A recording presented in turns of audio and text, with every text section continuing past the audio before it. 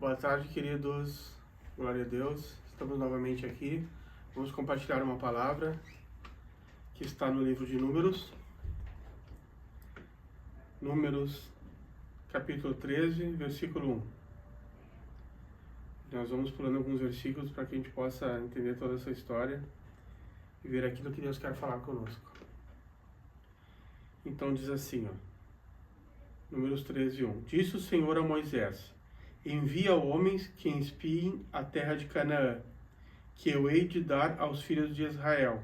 De cada tribo, de cada de seus pais enviareis um homem, sendo cada qual príncipe entre eles. Então aqui a gente vê que o Senhor deu uma orientação para Moisés, enviar homens para espiar a terra, né? Então, depois que eles espiaram a terra, foi feito um relatório. Os espiões trouxeram as suas impressões que tiveram sobre aquela terra, né? Então, no 22 do 13, diz assim, no 27, relataram a Moisés e disseram: fomos à terra que nos enviaste, e verdadeiramente mana leite e mel, este é o fruto dela. O povo, porém, que habita nessa terra é perigoso, é poderoso, e as cidades muito grandes e fortificadas. Também vimos ali os filhos de Anak. Os amalequitas habitam na terra do Neguebe, os heteus, os jebuseus e os amorreus habitam nas montanhas. Os cananeus habitam ao pé do mar e pela ribeira do Jordão. Então Calebe, que tinha também ido espiar a terra, Calebe fez calar o povo perante Moisés e disse: eia, subamos e possuamos a terra, porque certamente prevaleceremos contra ela. Então aqui você vê que Calebe dá uma outra dimensão do que ele tinha visto, diferente dos outros, porque ele nem falou que era um povo assim poderoso, mas ele disse: subamos e possuamos a terra, porque prevaleceremos contra ela. Por que Calebe faz assim? Com certeza é porque Calebe estava acreditando que Deus tinha poder para dar a terra para eles, independente de qual fosse o povo que estivesse lá. Porém, os homens que com ele tinham subido disseram: não podemos subir contra aquele povo, porque é mais forte do que nós. E diante dos filhos de Israel, infamaram a terra que haviam espiado, dizendo: a terra pelo meio do qual passamos a espiar é terra que devora os seus moradores, e todo o povo que vimos nela são homens de grande estatura. Também vimos ali gigantes, os filhos de Anak, que são descendentes de gigantes, e éramos aos nossos próprios olhos como gafanhotos, e assim também o éramos aos seus olhos. Então, queridos, fora Josué e Calebe, os demais que foram ali espiar a terra, viram aquela terra ali como uma terra muito difícil, terra de gigantes, e que eles se sentiam como gafanhotos diante daquele povo, aos seus olhos e também aos olhos deles. Mas Calebe e Josué tiveram uma outra impressão, né? Então aqui segue dizendo agora, só que agora no capítulo 14, versículo 2. Todos os filhos de Israel murmuravam contra Moisés e contra Arão, e toda a congregação lhes disse: tomara tivéssemos morrido na terra do Egito, ou mesmo neste deserto. E por que nos traz o Senhor a esta terra? Para cairmos a espada e para que nossas mulheres e nossas crianças sejam por presa? Não nos seria melhor voltarmos para o Egito? E diziam uns aos outros: levantemo-nos um capitão e voltemos para o Egito. Então Moisés e Arão caíram sobre o seu rosto perante a congregação dos filhos de Israel. E Josué, filho de Num, e Calebe, filho de Jefoné, dentre os que espiaram a terra, rasgaram as suas vestes. Eles se indignaram com aquele relato dos outros. Se indignaram, rasgaram as suas vestes. E falaram a toda a congregação dos filhos de Israel, dizendo: a terra pelo meio do qual passamos a espiar é terra muitíssimo boa. E se o Senhor se agradar de nós, então nos fará entrar nessa terra e nos-la dará, terra que mana leite e mel. Então Josué e Calebe disseram: a terra pelo meio do qual passamos é muitíssimo boa. Então como é que explica que eles enxergaram uma coisa e os outros enxergaram outra? Será que na hora que Josué e Calebe foram olhar, os gigantes tinham se escondido dele? Tinham se escondido? Na hora que eles chegaram, os gigantes se esconderam. Então eles não viram aquele povo gigante. Mas é claro que não. Eles foram todos juntos. Então aquilo que Josué e Calebe viram, Os outros também viram. Só que eles viram com outros olhos. Caleb e Josué viram que, embora pudessem ter ali até homens grandes, que pudessem ser chamados de gigantes, o Deus que está com eles era muito mais poderoso do que esses gigantes e podia dar a terra para eles. Tanto é que eles descobriram ali qual é a receita para a vitória naquela batalha, na vida cristã.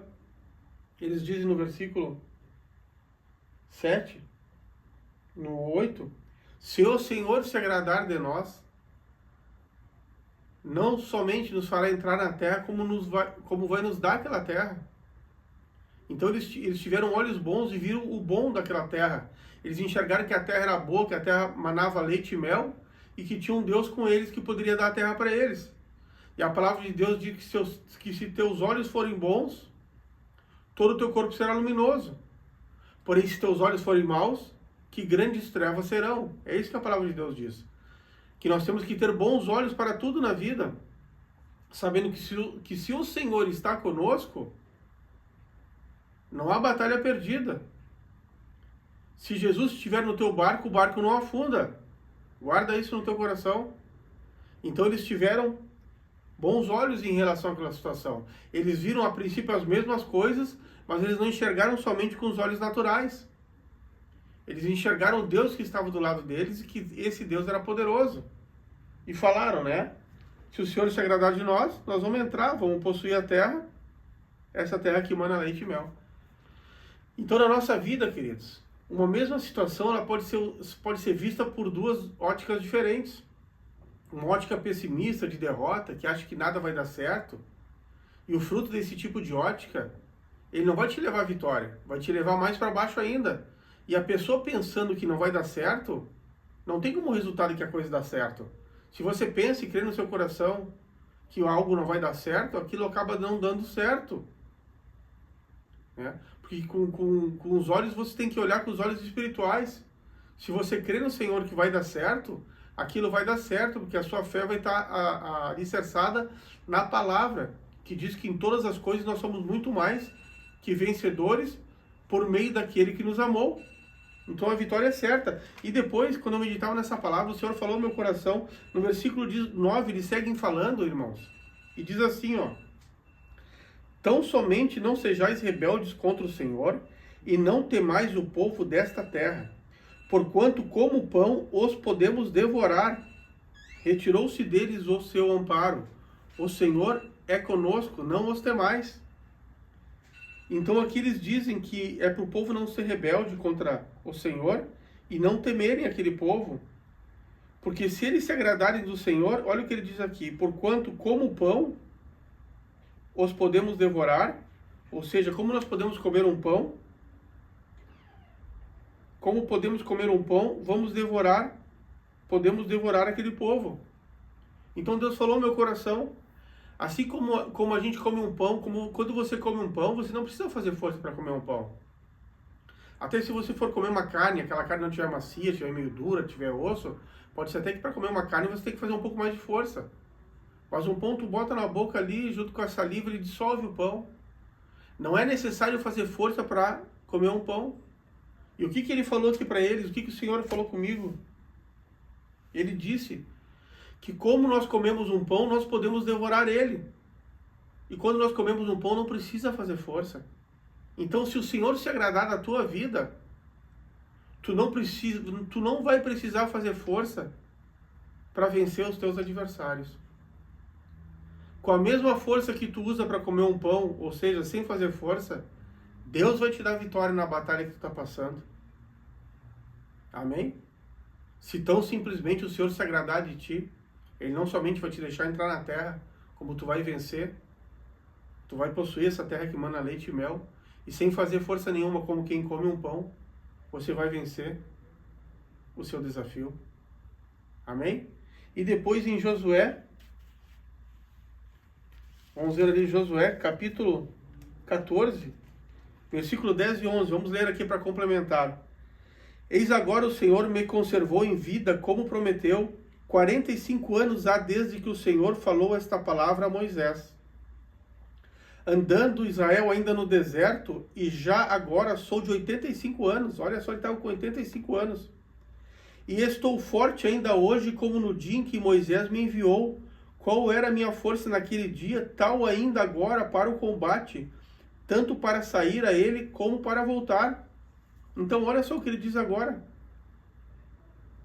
Que mesmo 45 anos depois, ele estando com 85 anos de idade, andando pelo deserto, e sendo de 85 anos de idade, qual era a minha força naquele dia, tal ainda agora para o combate, tanto para sair como para voltar. O Senhor conservou ele nesses 85 anos e manteve nele a mesma força que ele tinha naquela época.